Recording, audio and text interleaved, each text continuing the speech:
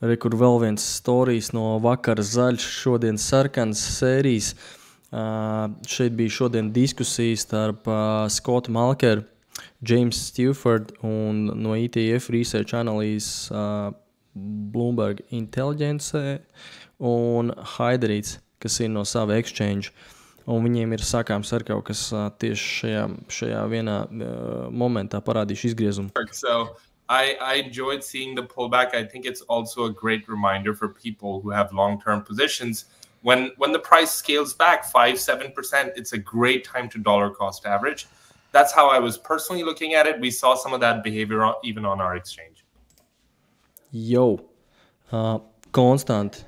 Tad, kad, protams, sāpīgi skatīties, ja tu vienreiz esi ielicis iekšā naudu, un tad tu tā kā skaties uz kaut kādu mīnus, bet ja tu regulāri iepēc, tad, kad ir dips lejā, tad tu skaties uz gainiem tā kā plašainā kopumā.